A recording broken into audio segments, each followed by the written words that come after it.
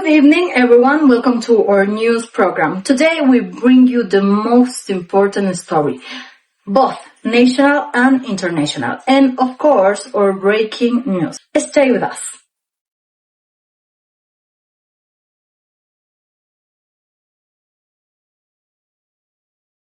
Now, let's take a look at the weather forecast for Ambato, Tungurahua on Friday, 19th, 2025. In the early morning, temperatures are going to be low around 9 centigrades. It will feel cold and unpleasant with cloudy skies and a chance of light rain during the morning. The temperature is going up slowly, reaching around 15 centigrades. The weather is getting better, but it will still be humid and cloudy. In the afternoon and evening, there is going to be light rain again and the temperature will fall down to about 12 centigrades. The night will feel colder and a little stressful for people without a coat. Winds are expected to be light, but there might be some stronger gusts. So if you're planning to go out, take your umbrella and wear something warm, because the weather is getting worse during the night. That's all for the weather. Now the national news with Majo.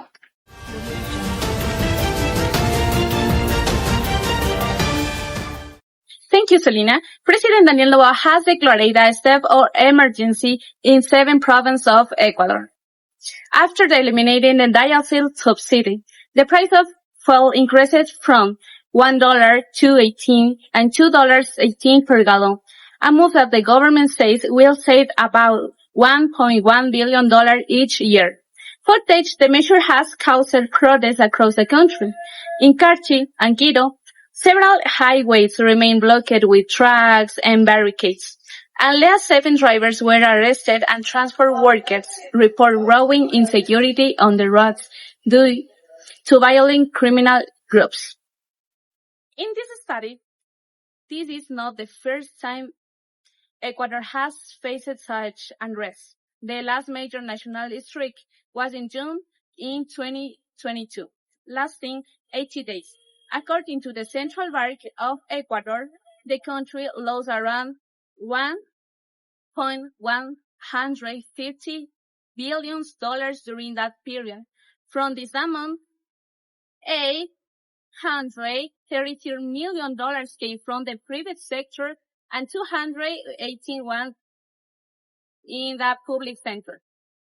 From the public sector, the most affected areas back they include commerce, manufacturing, agriculture, livestock, mining, transport, and oil refining. Now, once again, with the removal of the diesel subsidy, Ecuador risks new economic losses, especially in transport, agriculture, and trade, as these sectors rely heavily on diesel fuel. Closing, the government has promised temporary compensation payments to reduce the impact, but since the decision is final, we all hope that the situation in the country will improve in the coming days.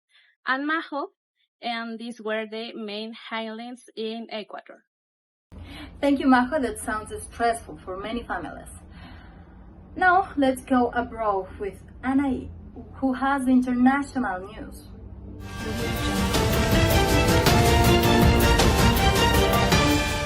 Thank you, Selena. Good evening, dear viewers. This is international news. Today, world leaders met in New York City for the United Nations General Assembly. Every year, this meeting brings together presidents, prime ministers, and diplomats from almost every country in the world. They come to discuss important global challenges and to share ideas about the future.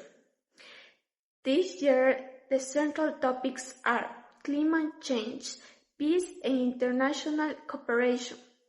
Leaders explained that extreme weather such as heat waves, floods, and wildfires is becoming more dangerous every year. They agreed that urgent action is needed to reduce pollution, protect forests, and invest in clean energy. Several countries announced new projects to use solar and wind power. Another important issue is peace and security. Conflicts in Europe, the Middle East, and Africa continue to affect millions of families.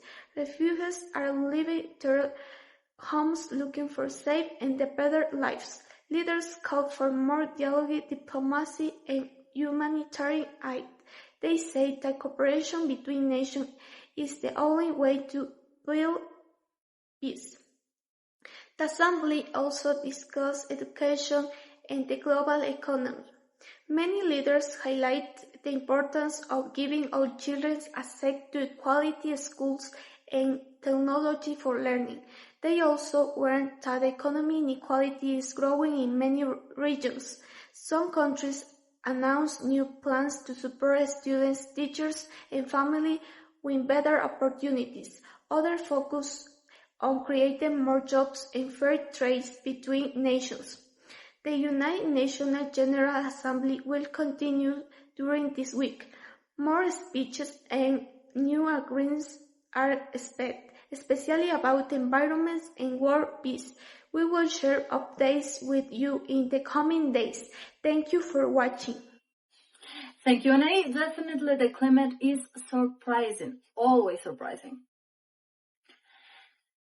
And now, Melanie is live with our sports.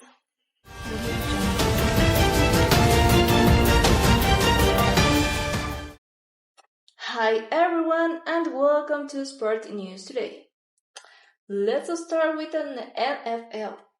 The Kansas City Chiefs play against the Miami Dolphins this weekend. The Chiefs usually perform very well at home, but the Dolphins are training hard right now and many experts are predicting a very close game. Personally, I think the Cowboys are going to win their next match. They have played strongly this season and their quarterback has been improving his passing accuracy for months. Speaking of watching games, maybe we shall all enjoy this match together.